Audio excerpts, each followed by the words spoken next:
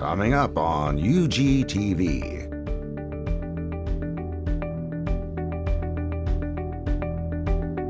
A special session of the Unified Government of Wyandotte County, Kansas City, Kansas.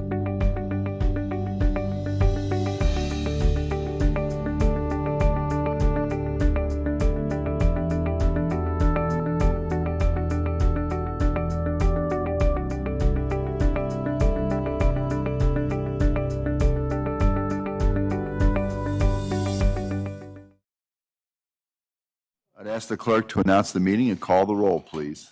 A special session is being held on Monday, July 15th, 5 o'clock p.m. regarding the budget workshop. Roll call. Walters? Here. Philbrook? Here. Bynum? Here. Burrows? Here. Townsend?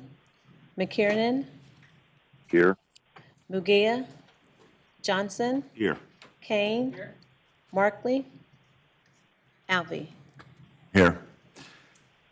As the clerk stated, this meeting is the third of several budget workshops. We have 3 items this evening, and if we do not complete, we have Thursday set aside to reconvene if necessary. So we will play that by ear. Mr. Bach. Thank you, Mayor, Commission. Tonight, the 3 topics the Mayor mentioned will be the police body camera project, the intent on that where we're at, the investment in our building security, and our water pollution control funds, and where we're at with the projects that are being budgeted this year and next year. So the first item on this list is the police body camera project. This is one that was funded a couple of years ago by the commission to start moving forward. There are many different components of this to move through, including the where we started with fiber installation, which had various benefits for our community, not just the body camera project, but is part of this project. And then moving forward with the actual selection of the body camera units. This is where we're at now. So tonight, our intent is to go through, give you an update of where we are, and then to note where it is in terms of funding and our future commitments to funding to this project. So with that, I'm going to turn this over to Chief Ziegler, who will be leading the presentation this evening. Chief? Good evening. I got Major Quinn with me tonight as we go through the body camera project. So these are just when the police department looked at whether or not body cameras were a good idea, reviewed a lot of the literature out there, and these are some of the benefits that a body-worn camera project and in-car dash cameras, the benefits to the community, improved officer safety, enhanced public trust, improved evidence documentation, increased officer accountability, improved officer training, and reduce liability. The retention period for the video cameras is going to be 120 days unless otherwise requested to hold. Basically, the 120 days is anything that's not of significant, like a crime or internal affairs complaint. It won't be tagged by the officers, and it will automatically delete from the system at the end of 120 days. Who can review it? This is important. State of Kansas in 2018 changed it, and they said that agencies shall allow a review within 20 days. That's a change to the law they had come in place in 2016. 2016, the 4 categories down below are the people who can review the body-worn camera footage. And that's important because now it's mandated by state law that if you have a body-worn camera program, this is the process that you will follow. The implementation timeline, fiber connected all phases of PD in 2018. We still have not got the fiber to our special operations unit on 34th Street, but that's under construction. We sent out the RFP for the body cameras and for the vehicle in-car cameras in February of this year. We had 7 vendors respond. We're down to 2 finalists at this time. We're hoping to go to piloting those here in the near future in like September maybe, with the final selection for the vendor in November 1. We anticipate that if the program moves forward, we will start implementation sometime in the spring of 2020. then I'll come back in on the funding side of it. So as I noted, we had fully funded the fiber implementation, which had other community benefits, but we extended all the arms off of this, so we just put the full cost of that whole project across the community here.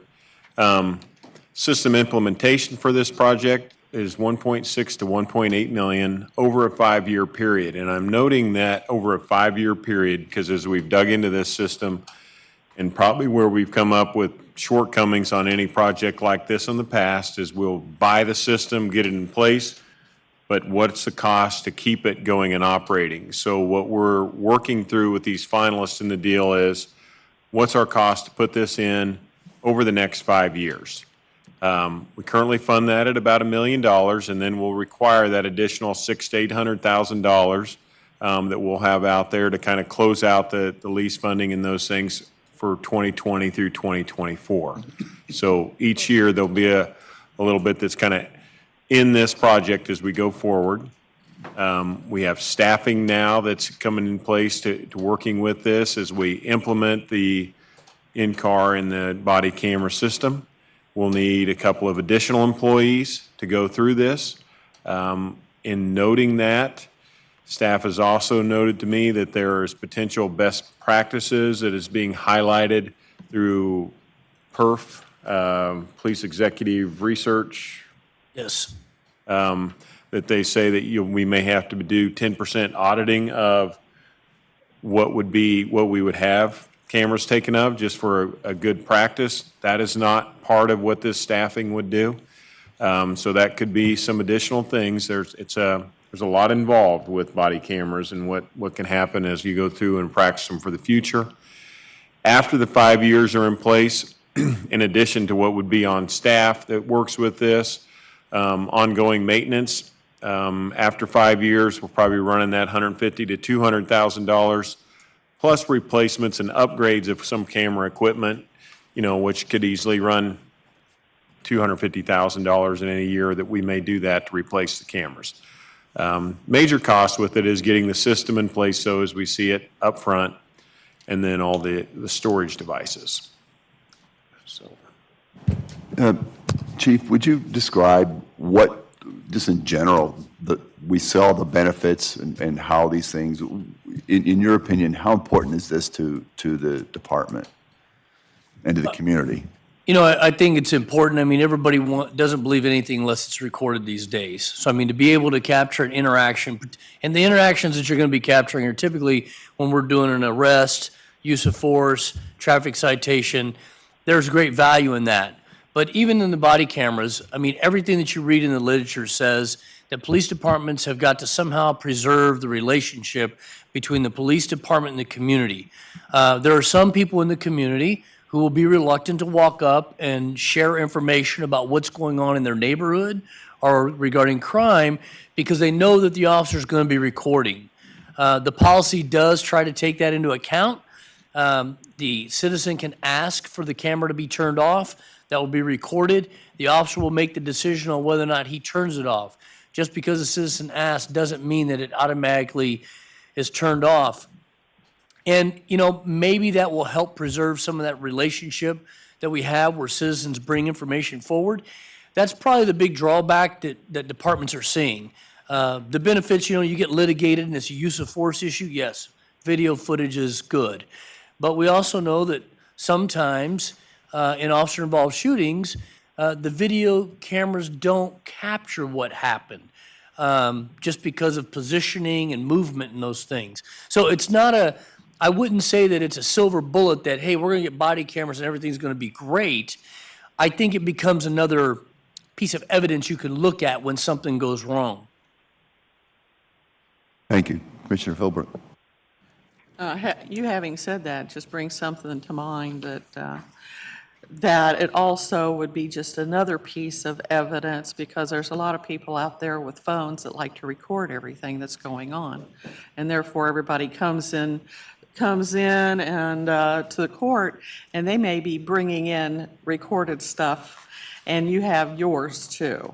So it could be part of a balance, I think. So that's my opinion on that part. But I wanted to ask Doug a question real quick.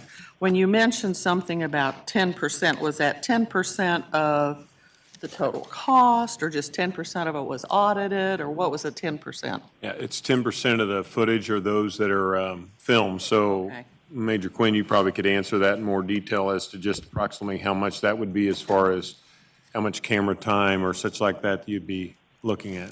So over an 8-hour shift, and obviously this fluctuates in one way or the other, you can expect to see 3.5 to 4 hours of video on one camera for an 8-hour shift per officer. So if you just multiply that out, you're looking at a considerable amount of video that would need to be audited on a regular basis. So we're looking at a plus FTE anyway, plus one more person anyway to do that? Or So- that has to be an outside person? No, so, the future staffing that we have right now, once agencies have implemented a body worn camera program, the big issue has been meeting the core request in a timely manner. Right now, we have one person who is only managing 25 dash cameras. Well, you put a body camera on every officer, you increase the number of dash cameras up to about 92. That probably isn't adequate staffing just for that function, because we're going to need to add one more coordinator. When you get to the auditing function, typically that's done by sworn members of a department. So I would speculate you're going to have 2 officers that would review that, probably through the internal affairs function, because they're not only looking to make sure that the body camera is being used as the policy dictates, but they're also looking for other violations of department policies and procedures. Okay. Thank you for clarifying that. Commissioner Kane. Chief, so you're saying that you and your men and women are comfortable with wearing the cameras? Yes, the officers are. You know what I'd like is an example of how they work. And it doesn't have to be here, but where you can see what's going on and see maybe an arrest or something, so we can better understand, like the public. I mean, I noticed that if this affects one person, they get to see the thing. Well, I've never seen anything that shows this is how it works, and this is why you want to have it. To better understand, because my concern is you like what you said, you can't see everything. But do we see enough to justify the amount of monies and leave them on and forever and ever and ever? Because this is going to be something that's never going to stop costing. It's going to cost money every single year from here on out. And we had to make decisions a couple years ago to buy some radios. That our decision affected the next group of commissioners. So the decision that we make on this is going to affect not just us, but the next several groups of commissioners. That's correct, and there won't be any grant funding on those future years, or unlikely, where we have some grant funding offsetting this. Everything going forward will be on us. Chief, if you could just speak briefly to the ways in which officer safety will be enhanced by this. And I'd like Commissioner Kane's idea that, we could see an example of this, we can do that, and not right now, but just speak briefly to how this enhances safety of our officers. Well, all the research shows that anytime a body-worn camera program is implemented, the conduct of the citizens and the conduct of the behavior of the officers improve. So right off the bat, once this rolls out, all the citizens will know it. We would see improved behaviors, I'm sure. That's one. The other thing is that the footage that we would get from the body cameras, if it's applicable, we would turn around and use that in our training academy as ways to teach and educate officers on things that have happened, and develop a training program to try and counter those things. So that's how we would improve the officer safety. Thank you.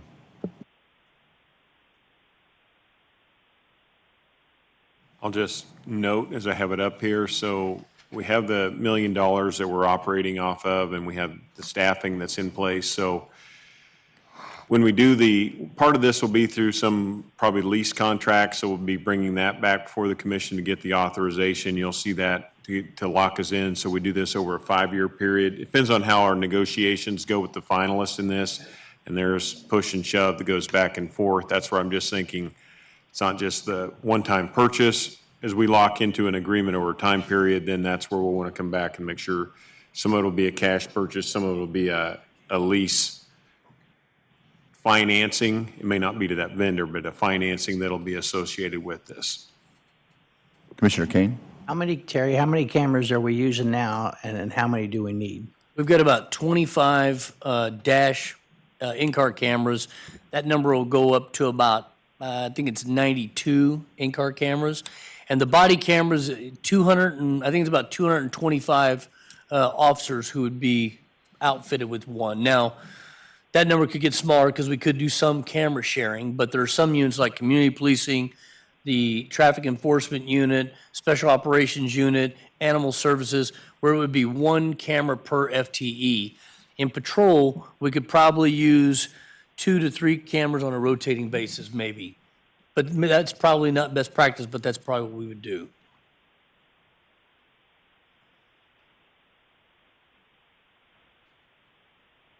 Thank you. Our next item for presentation tonight is in regard to building security. Several questions came up. I think the main focus of questions that came to me were regarding City Hall. I think there was some questions about how much we were expending in that regard and whether we wanted to go fully in that direction, but we've also asked the sheriff to come over this evening and talk about, he and Major Soptic want to come up. They want to talk about some of the things we're doing in the courthouse. Well, we will start with the chief and let him start with the building security in City Hall. Okay, I've got Major Shane Turner with me tonight, and he's going to step us through the presentation. All right, so this is going to be the manpower that we're going to be required for going forward with improving the security. Currently, we're going to have one lobby position for an armed and unarmed position at the lobby when we go to a dedicated entrance where the public is going to be coming into the lobby. And then the ground floor is where the employees will be coming in through. That's going to require only one unarmed position because the employees will not be screened. It won't be necessary for us to have a metal detector there, so therefore not necessary for us to have an armed person. The rover position will basically provide breaks for all the staff, so the armed position and the unarmed position and that type of thing, so that people can go to lunch, go to the bathroom, that type of thing. Security desk is going to be the person who's going to answer the phone if somebody has a problem with security or an issue, and also be monitoring our one cell for prisoners that we take in from district court, and division of labor for the monitor room. So he'll be doing a lot of those administrative functions as well. That we have that one person now. So the monitor room and the security desk will perform 2 different functions. Courtrooms, we're going to have one armed person in each one of the courtrooms to provide a presence, basically, and a line of communication between the judges and security and any issues that may arise within the courtroom itself. And we're asking for a ground floor access card reader so that when people come in through the employee-only entrance, we can verify that they are in fact valid employees. The staffing there is to the right. That's what we have for our position. We anticipate having 10 armed positions and 14 unarmed positions, which gives us the total as far as manpower is concerned. And I'll just chime in here. That the staffing covers all the areas of responsibility for the police department. That's not the staffing just at City Hall. So when you see the total dollar amount of $1.3 million, that's $1.3 million for the police department's entire security program, which covers the annex, the NRC, and City Hall. And Chief, could you tell us currently what are we expending for that? Is it 1.3 or is this an upgrade? I believe the current budget is 1.3 for, Okay. but that's the entirety. This is going to be staffing only. The entirety of the 1.3 is also considering our expenditures as far as buying new access cards and clothing. The money that we pay Centos on a monthly basis and that type of thing is also included in that budget. So the staffing is a little bit more expensive than what we're using now. Okay, thank you.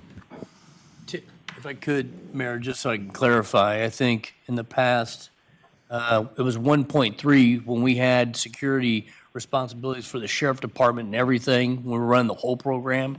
So now it's 1.3 just for the piece that we're running. It doesn't include the sheriff.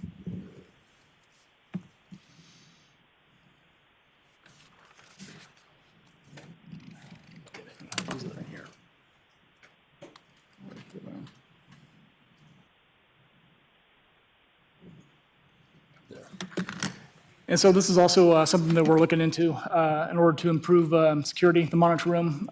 We've defined these particular areas as being the most necessary, required, most benefit for the cameras placements in City Hall.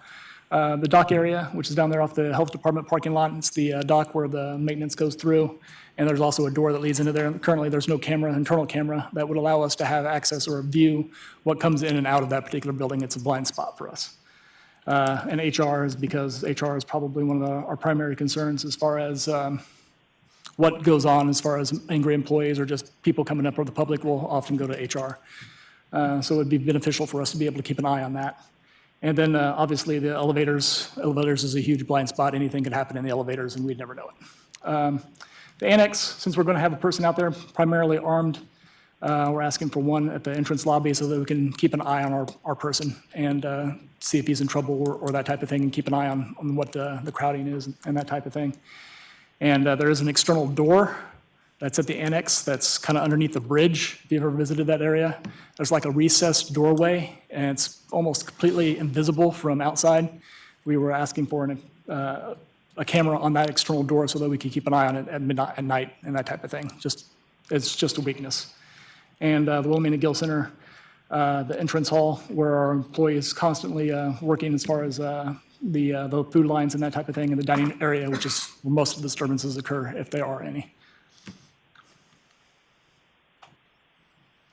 And this is what the idea is for the lobby to look like once we go into the primary public entrance.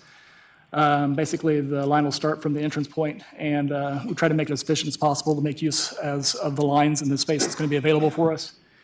What we have now is that where people come in, both the public and employees, we kind of get overwhelmed if we have more than 3 people at his post. We got one person go through the metal detector, one person putting their property on the bag, and then we also got an employee who's walking around the metal detector at the same time that we're trying to make sure that they match the ID card. This is designed to basically alleviate a lot of those problems, in which only one person would be able to approach the metal detector at one time. The bags would be able to be examined thoroughly, and employees would be able to pass with the necessary inspection to make sure that they are, in fact, employees. And the ground floor will just basically remain a desk with somebody to make sure that the cards or the employees are valid employees. And that's going to be it. That's the sheriff. Nope, that's the sheriff. Before we move on to the Sheriff's Department, are there any questions on what's been brought forth? Commissioner Bynum? I have a question. The Virginia Beach shooting right around June 1 in the public building, that gentleman was an employee. That is correct. And so have you taken that into account as far as protections or things that would or could be done to screen for a situation like that? Currently, there's no process that we have available that we would screen employees coming into the building. We could obviously do that, but that's not part of our process, and it's not something that we had planned for. But we would require a metal detector as well for the employee-only entrance. It's not that I want to do it, but that was a very, very tragic situation, and I don't know what could be done to prevent it. I think if we wanted to have more discussion about that, we could get into it. I think one of the big things, once you go to that, is I have many employees that have 24-hour access or access that's early morning, later evening. So the gamut of change for what the police department would be looking for would essentially need to be set up to be screening everybody coming in through a lot of different hours. So we continue to look at that, have the discussion about it, but it is a major operational change if we're to go that direction. Okay. Commissioner Philbrook? So go back to the slide that has the picture, will you? The diagram. Yeah, so then you'll bring people in, they'll come in the front, they'll go through the metal detector, or, whomever does, and then they go around, all the way around into the elevators, or there's room between the tables and the elevator? Just asking that question. I understand. The reason that I originally had that designed that way is because, one, I wanted to make sure that our security officers had their back to a wall. And That's what I wanted to make sure also that there was no contamination between the people that were leaving and the people that were coming in. I wanted those in two separate areas. I've been told that there's a lot of events that happen in City Hall, and the pathway of going through that event area in order for anybody to come into City Hall might create a problem. We can rectify that. We would not be as efficient in our line, so our line would not be as long, because basically, for whatever, the entrance door is on the right, the metal detector is on the left. It gives us the maximum amount of time and space in order to put people through, but I understand. I was just wanting to make sure I understood exactly, and what you were thinking, and that all makes sense, having their back to the wall and all that. Yep. It's not like the steps are gonna hurt me if I come in that door, but I'm just asking, so. Yeah, it's basically so there's no contamination for the people who's looking through the bags, and I want my security guards to have their backs to a wall, so to speak. Thank you for answering that.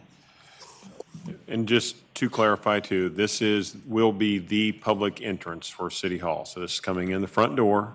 This will be the only entrance, the way we have this designed. They won't be coming in through the back door.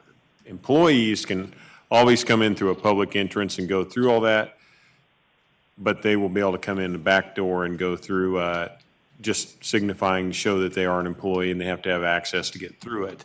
But this will be the public entrance. Right, off of 7th Street. I think this is for Mr. Bach.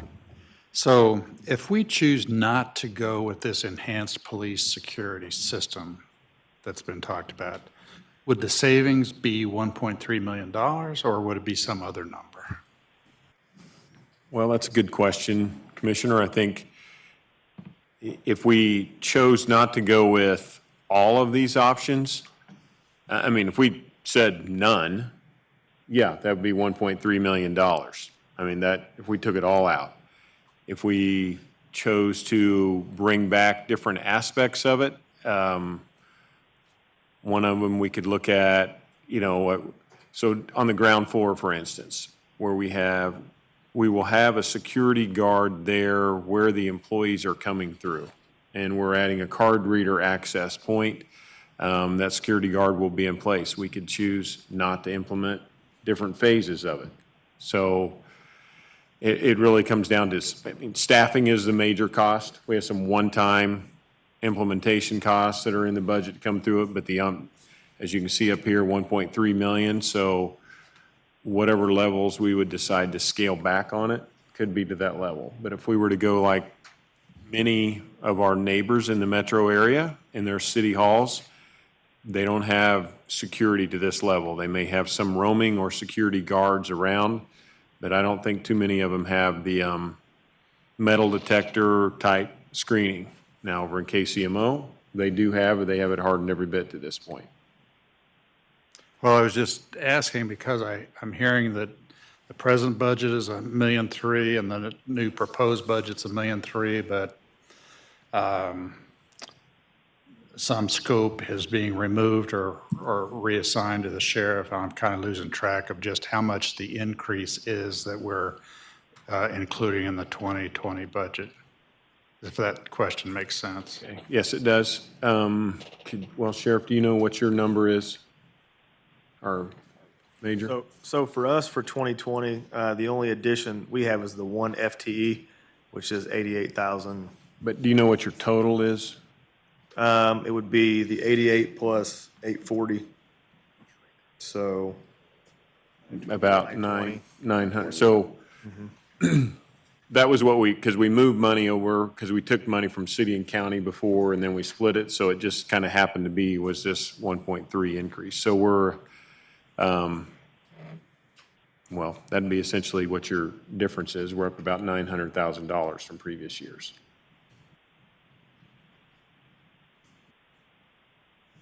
Thank you.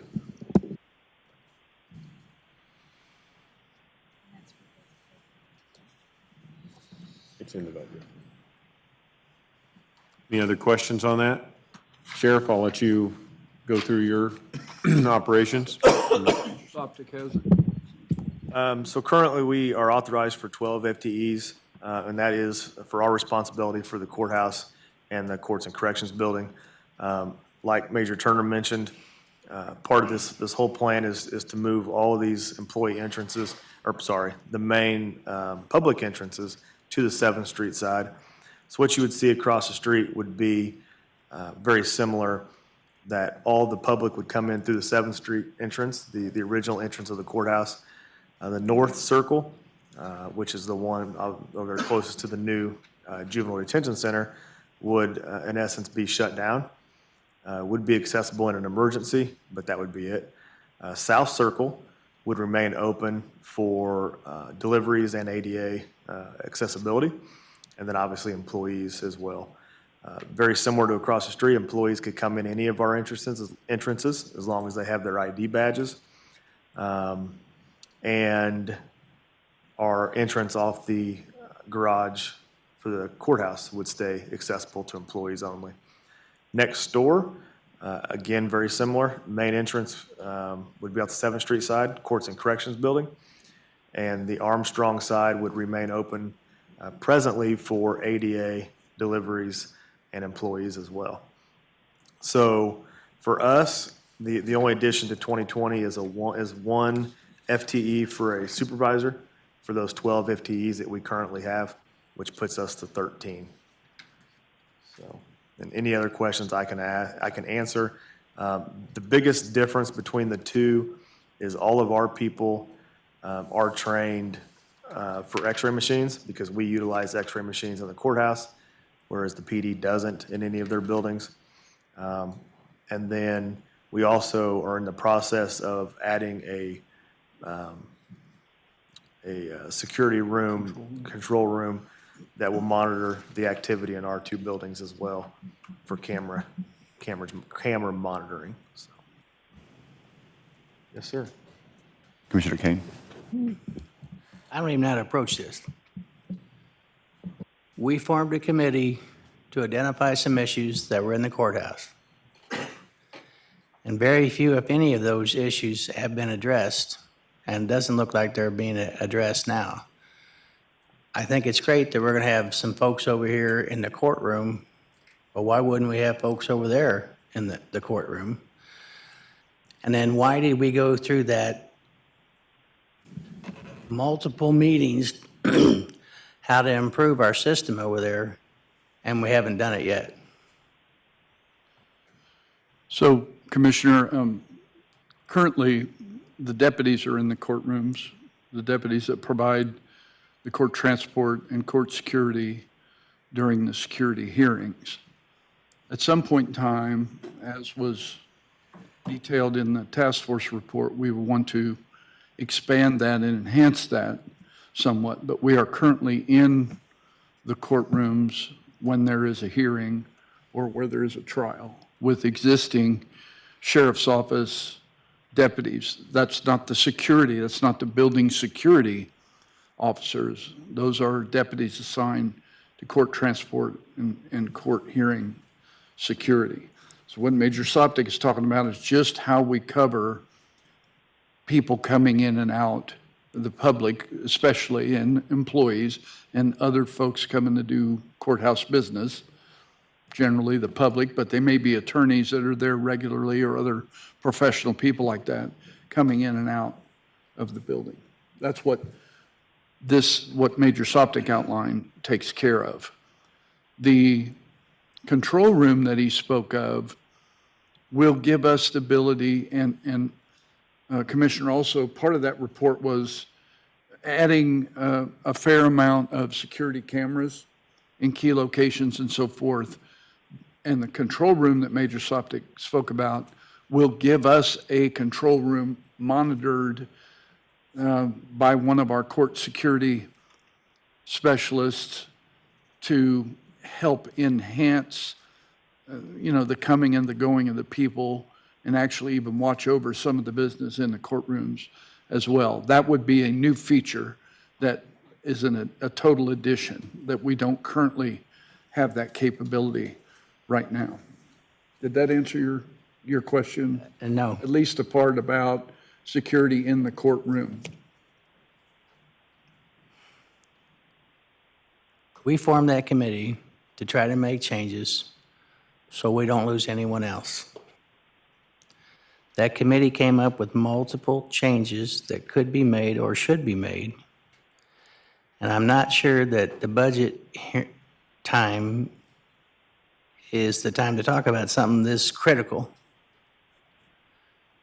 Because I sat on that task force, I have some very serious concerns that don't seem to be addressed yet. And I don't think the public would want to, we need to fix, man. I've been here 14 years, and this is about as mad as you can get me. That we've identified some issue and nothing has happened. And what are we going to do if it happens again? So I don't think this is the particular meeting to have this, but we better have an offline meeting and discuss the issues that we talked about during those meetings. And this is for you, Mr. Administrator, Mr. Mayor, and Sheriff, because we were all there, and we all know, if we weren't there, we sent representatives there, and we all know that there's some stuff that's not fixed, and it needs to be fixed, and it needs to be fixed pretty damn quick. Well, in response, I agree with Commissioner King. There's certain items in that report that should not be discussed in the public arena because of the safety and security and the nature of the confidentiality of, some of those kinds of things. Once again, Commissioner, some of those things are in place. Some of the work that we were going to do with respect to locking certain areas, monitoring with cameras, restricting access, including putting a hard enclosed sally port on the back of that 812 building. All of that is in process, in the works. Some of it has been funded. Some more of it will need to be funded. And we're happy to come and have that special session with you and talk about the difference of the two. Thank you.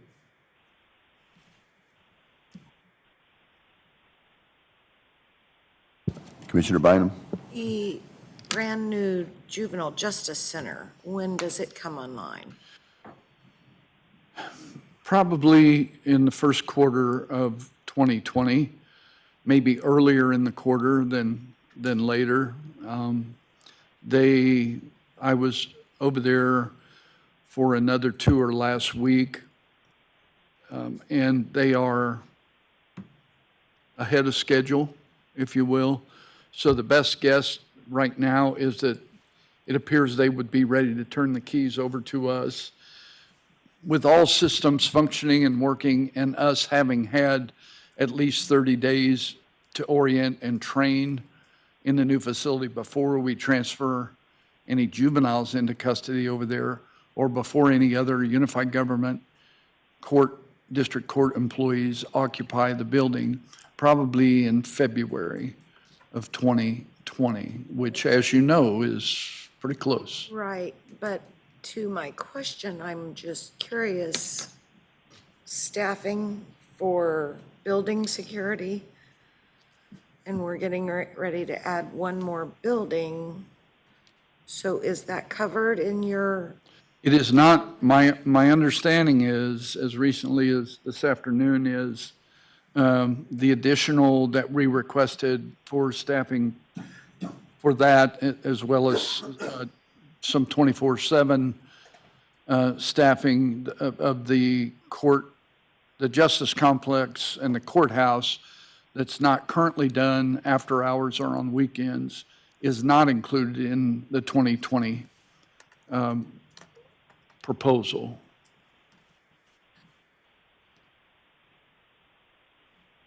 I think we better. I don't understand how we're gonna have a new building and no Yeah. staffing for building security. Maybe maybe an explanation can be provided to me, or all of us, There you go, all of us. especially as we move closer and closer. It's a brand-new building, and it's a big building. We need to, There will be a public entrance to it, and certainly during regular business hours, we need that same level of public entry screening that police departments described for those buildings and Major Soptis described for the courts buildings. given what you have right now, the staffing level that you have right now, you would be trying to make 12 full-time employees cover all 3 buildings with security staff? Correct. Okay. Which we don't have 12 bodies yet. You have positions. Currently have 4, but we have positions that have been approved, proposed, approved, and to be funded, either in the current 2019 budget or the amended 2019 budget. Yes, ma'am. Sheriff, how many positions do you need to cover the court services building? Three to cover the doors, and then we'd obviously like to have a rover, but 3 at a minimum. 3 to 4? That does, right. That does not, the 3 covers the entrances, doesn't give us the rover through the building. Mayor, that's, I would say that in going through and evaluating the budget and requests, that was something we missed, did not clarify to get in there. That would be there by next year as that building opens. So I would say I need to build an amendment into our budget to be able to add that if the commission so desires. Well, I don't think we have a choice, so, yep. I would anticipate, Doug, that would be 3 additional positions, 2 at the door and the rover. We will have district court judges, juvenile judges, and family court judge, and community corrections personnel in that new building. Okay.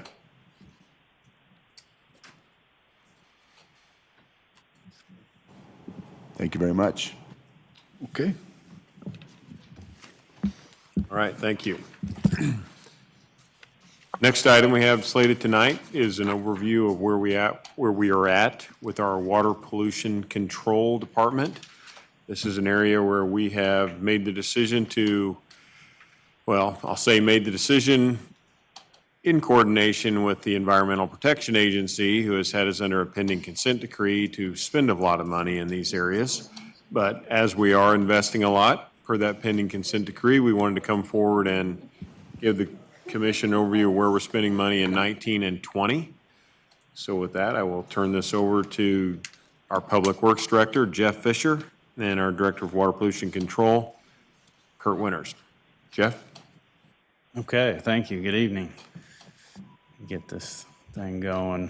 So essentially, the first 2, thank you, slides on this short presentation is a long list of projects and programs and sort of categories of work that would take place over the next 25 years. This is a key component of the proposed consent decree.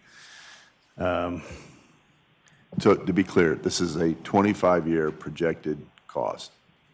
This is a list of projects and programs for 25 years, and that total at the bottom is in today's dollars. This is to bring us into compliance with the anticipated consent decree. That's correct. Thank you. And so you'll hear us talk about this program costing nearly $1 billion, because after 25 years of inflation and different things, it's going to be over $900 million. So this is driving our CIP and to a large degree our cash budget too. So this slide here is just the 5-year projection of where cash will be spent and how. It was around 9 million. Now we're up, trying to keep it between 12 and 13 million a year. It is largely made up of repairs of various kinds. This slide is the 5 years of capital that is proposed, and recognizing that a large portion of this is in the first 3 years where we have the Call Point Biosolids project, the Walcott project, and the facility project. And I think it was pointed out that this tails off in the out years. That's driven by a couple of different things. One is the big slug of big capital projects we have in the first couple of years.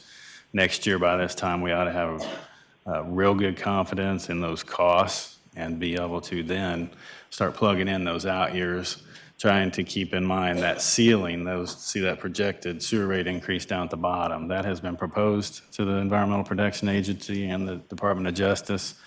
It's a point of disagreement as well, but we want to plug in projects in those out years that keep us under that cap. And so once we have greater confidence, and we don't have an agreement yet with EPA and DOJ, so once we have that, then we'll have confidence. And To be clear, these are annual increases.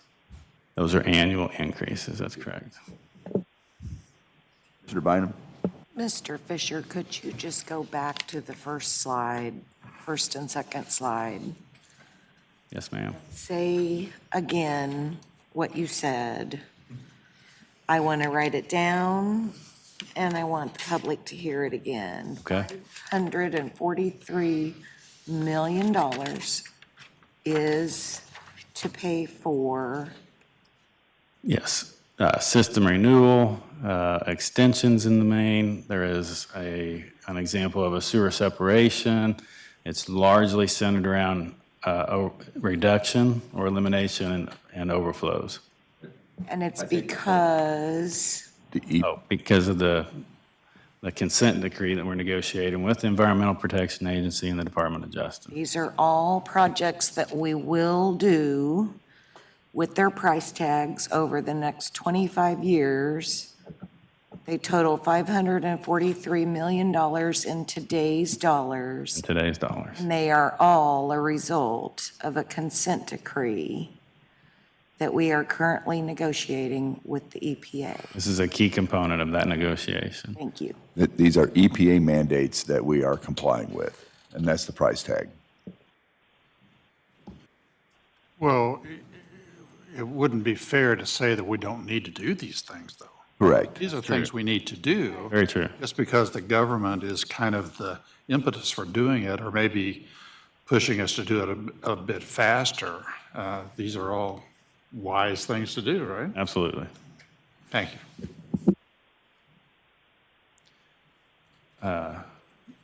So we'll be happy to answer any more questions, but I'm going to have Kurt highlight some of the key projects in this plan. So first of all, we'll start off with the sewer maintenance facility. I know you guys are familiar with this. It's been on the docket for quite some time. It keeps getting pushed out. We're still having trouble finding a location. We want to get it centralized. We're trying to find it somewhere close to the 635 area. We think we may have a solution for that right around the Fleet Center, and which would work out really well for us. Some of the drivers for that is we're currently outgrown our area. We got large vehicles that we have to park inside that carry water. They can't freeze in the winter, so we have to have a large facility to park these in, to have this work out of. Let's see, the other part of this is the site it currently sits on down at Call Point. In the future, we may need that for the treatment facility. If we have to put in nutrient removal, we may need that site to put in larger tanks to help us take care of the nutrients, or maybe also for the wet weather, bringing more flow to that facility, we may have to put some kind of a storage tank or something in that area. So there's kind of two folds driving that, but we are, again, hopefully getting closer to finding a location. Once we get that location, we're anticipating 12 to 18 months for construction. So hopefully soon on that one. The biosolids dewatering at Plant 20. When I came on board, one of the things I took Jeff around was looking at all the plants and all the deficiencies that I seen. And one of the areas was the dewatering. We have one unit to basically de-water our solids out of there. When it goes down, we have nothing to process our solids with. We can't de-water them. It costs more money to haul those solids because we're hauling water. So identified a project, we're working on it. We're looking at using belt presses that we already currently own at Call Point that are no longer being used. We're going to rehab them, refurbish them, take them out here. We're going to put in a redundant unit. So we'll have the capacity and redundancy for the future and should set us up, again, for long-term operations. That project is currently getting ready for bid. It'll be about a 12-month lead time to get that construction done. So hopefully 2020 we'll be done with that project. Quick question, where are you planning on relocating those to? I'm sorry. We're taking them to Plant 20 out of Call Point. They're no longer being used at Call Point because we have centrifuges that we would be watering. Right, and you're taking them to, Out to Plant 20. and for people in the audience, where's Plant 20? Plant 20 is right off of 435 and around 88th Street. Okay, So thank you, it's the Kansas River. thank you. Okay, the next one is the Piper Creek. This is a system improvement. This project is going to be some new sewer pipe interceptor and a new pump station, which also eliminates a pump station that is undersized, and so that's replacing one pump station with a new pump station is a good thing. I will say this project's also accommodating the new middle school out in this facility. It will also open up current and new future development in that area because we had no capacity in that area. So this is going to open up some development. Again, this should be complete in 2020. So it's already on getting ready to go. Next one is Pump Station 18, 4 and 5. Pump Station 18 was a rehab and renewal, and we took and rehabbed the pump station. We also added upgrades to our holding there for wet weather. We added a dumping station for our vac trucks that we can take and dump those big, large equipment at and degrit the material and separate it out of the sewers and handle that material by throwing it out to the landfill. So that project is pretty well complete. The upgrades to 4 and 5 are just now in design, and once we get that out to contract, it'll probably take about 12 months to finish up, and so we'll upgrade those 2 pump stations. Yeah, but number 5, that one's right there, right next to the road, right next to the road track, just sits right off the road. The next one is another major project is the Walcott expansion. Again, it's a system improvement. This also has 2 drivers. We have the driver with the IOCP and the sanitary sewer overflows that our system can't handle during wet weather events. So we'll take and we'll remove some of the flow from the Plant 20 site. It'll be diverted over to the Walcott facility where we'll upgrade that facility, be able to open up development in that area. And also, this plant will be able to, it'll be an advanced facility, so we'll be able to meet and treat our nutrients at this facility, which are coming through the regulations. We don't have to currently do it now, but as they tighten down the regulations, within the next 5 to 10 years, we'll have nutrient removal. This plant, our new plant, will be able to do that. Could you explain, how long will this accommodate growth at, let's say, at the current levels of growth, let's say the past 10 years? How many years will this? Currently, we're at this facility is at current design at about 300,000 gallons. Our next phase is taking the brand-new plant to 2 million gallons a day. And then we'll have packages after that. We'll go from 2 to 4, 4 to 8, to ultimate, however long it takes to grow. So our next one takes it from 300,000 to 2 million. Now, part of that is we're diverting 1 million right off of Plant 20, so we'll be at 1.3. So we'll have about 700,000 gallons to play with before we do the next upgrade. With that facility, we have selected, we're doing that by CMAR.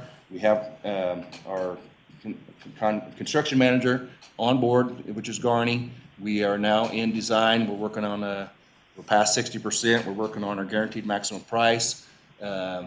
We should start see dirt moving out there here in August, and construction will begin early January, February of 2020. So that one's moving right along. And the next one, the last one I'll talk about are our call point biosolids. You remember I come and talk to you about this. Again, some of our drivers is we take our call point solids to the landfill. The restrictions on us at the landfill and the cost have increased. It's not being viable anymore. We need to look at something else to do with our solids. So we've looked at doing this by a progressive design build. We're in negotiations with our design builder right now. So this has started. We'll start design, and we're also still negotiating with KC-Mo to make this in a regional facility. And some of the impacts here will be, we'll open up our disposal options, which will hopefully save us some money, and maybe also get into some revenues that maybe will help us in the future with the revenues.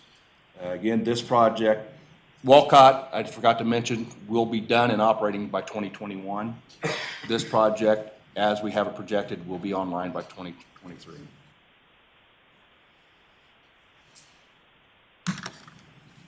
Okay, well, entertain any questions. Commissioner Brose? You talked about the land-applied byproduct of your biosolids versus dumping, the tippage charge for dumping. Have we had approval of long-term nitrate contamination or contamination of fields or wherever you plan on dumping? Because I don't think we came into this tippage issue with landfills 25 years ago. So if we're going to jump into this biosolids and this spreading of the byproduct, do we have a commitment that that won't come back to bite us in any way, shape, or form? We'll work with a consultant on that, and there's rates that you get to apply those to the fields. And we'll probably end up contracting that out to a company that does that for us.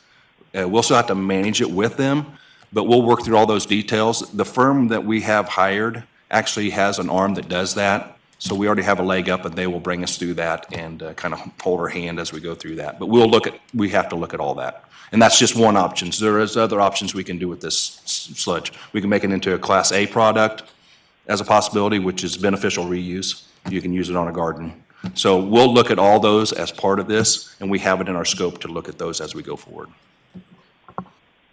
Thank you.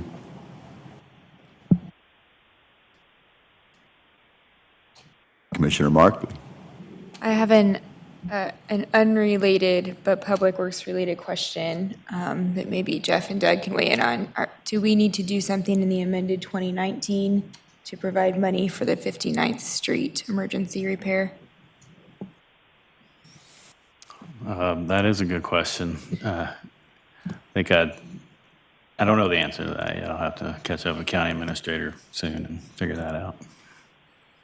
Well, for once, this is an ideal time to bring it up during budget. So if we have to do something, let's look at it now while we can. Yeah, I mean, his staff has taken a look at it and trying to figure it out, but haven't come up with that answer yet, whether there's immediate need or not. Okay. So, Mayor, that concludes all the items we had for this evening's workshop. So I think that leaves us, we will not meet on the 18th, this Thursday. However, next Thursday, the 25th, we will meet at 5 p.m. for the final budget public hearing, budget workshop if needed.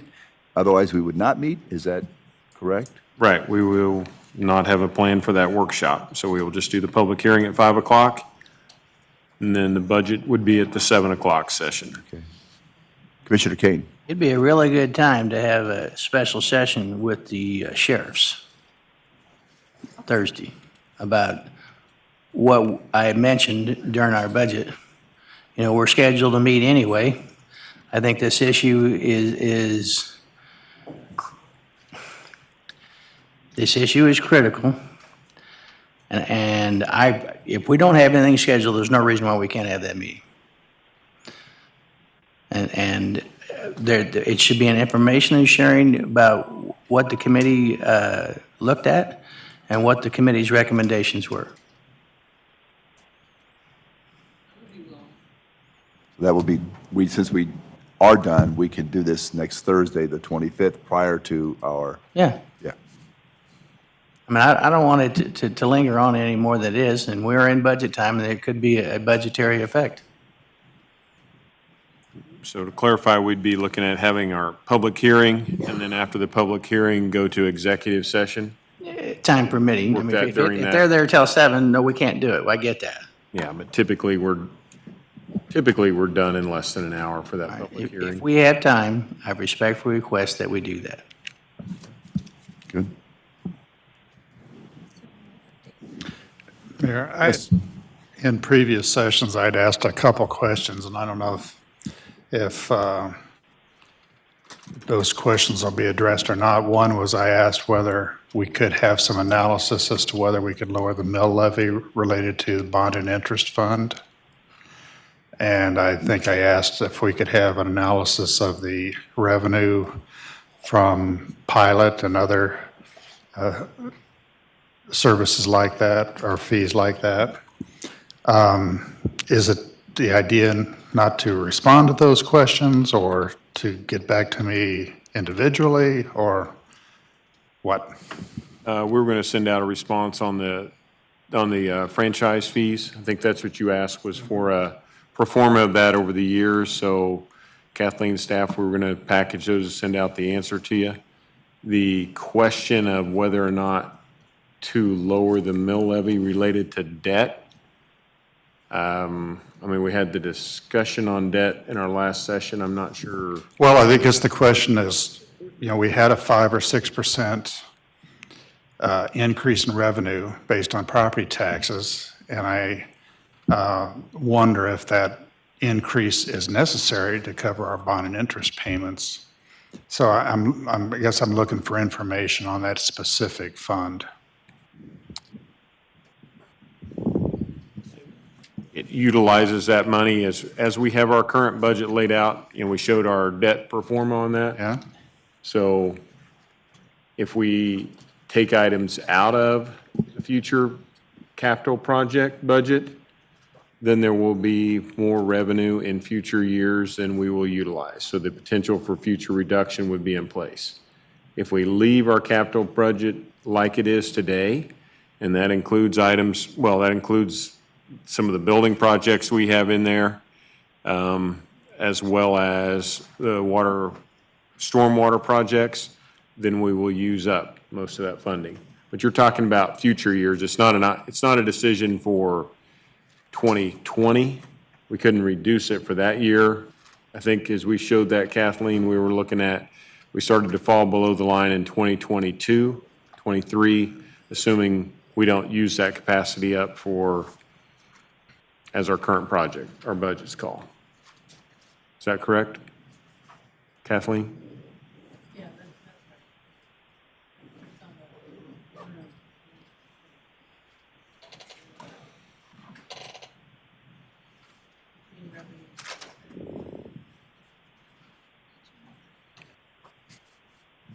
Okay.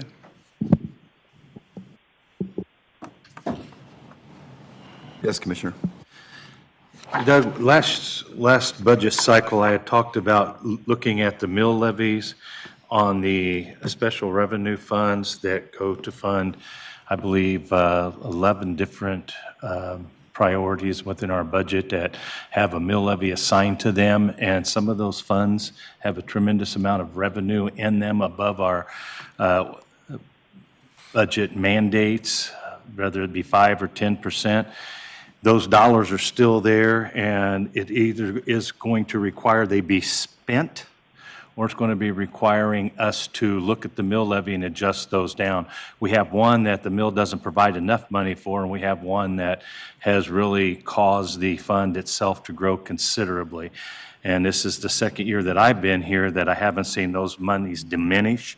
They're continuing to have a mill assigned to them. The money is continuing to come in. So either we need to get them back in sync with what they're mandated to do by policy, or we need to take action accordingly to spend those funds for those particular departments. So I'd like to have an opportunity to look at those. If there's a mill reduction possible within those funds, I'd like to look at those and have a report on those.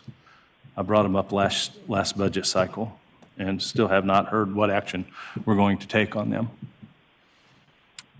Kathleen, do you want to respond? I know we brought all those funds back to the Finance Committee. Yes, so the estimated fund balances for all of the other mill levy funds is provided in the budget document. And so you'll see there's a projection for the cash balances for each of those funds in that financial overview section. And I'm happy to put together an overview like I have provided in the past so that you can see what the expected balances will be for those funds. We did take a close look at the balances, and we did do a little bit of shifting between the health fund and, I can't remember which one it was. Oh, the mental health or something. Well, we shifted some between two funds, which one of them was health. The health fund got a little bit more, and I can't remember now the fund that we reduced. It was ever so slightly, maybe a 0.4 mil. Yeah, I'm happy to provide that information to you, to the whole committee. Well, it's one thing. Summarize all that and that's in the budget document. I appreciate the information. It's one thing to have the information. It's another thing to be out of compliance with our own policies. And if we worked through those policies last year, and that's when I was able to identify those funds that were overfunded or underfunded, and they have a mill tied to them, and I know they're designated funds. So the only thing that we can control is either lowering the mill or spend the funds. And we can't let those balances exceed the amount of money, the amount of the percentages that are mandated within the policy to have there. Yeah, and many of them are over well, funded. the reserve policy is actually a minimum fund balance, so that's a kind of a target minimum fund balance. Not to, we don't want to, certainly I agree with you, absolutely. We don't want to have fund balances growing. And so I think you're going to see, because we took a look at it as part of the budget process, that we have identified those areas where there's a need for shift. And absolutely, we're happy to provide that summary information to you and the whole committee. But you're saying that it's in the budget document, correct? It is, yeah. Where would we find that? Well, it's in the financial overview section of the budget document. It's the section of the budget that has a page for each fund, and that, so it's like an income statement for each fund. But it's easy for me to put that together for you. Well, I'd like to talk with you a little bit more about it. It's there was a substantial amount of money sitting in those funds idle, and we've seen that we were $2 million short this year in this budget. And if we have millions of dollars sitting idle, not being spent or not being utilized and are being held onto, then it warrants us to at least review those policies to ensure that we're in compliance. And if I see something that says 5 to 10%, I don't see that as a minimum. I see that as a 5% minimum, a 10% maximum. And so if the funds are supposed to have that much in reserves and we're sitting at 45 to 130% above that number, I just have a few questions. And and it doesn't take much to lower a mill. We have one agency that is underfunded, and the mill may not be enough. The agency, Department of, I believe it's the Agency of Aging. I'd have to go back and look for sure, but it's not really funded to the extent it should be funded. It's not even meeting much for reserves. So I'd be more than happy to sit down and look at that and work with you on that, but I just think it's important that if we've got funds sitting idle, we need to find a better use for them than just sitting idle. Well, are you proposing that we have a budget workshop on it?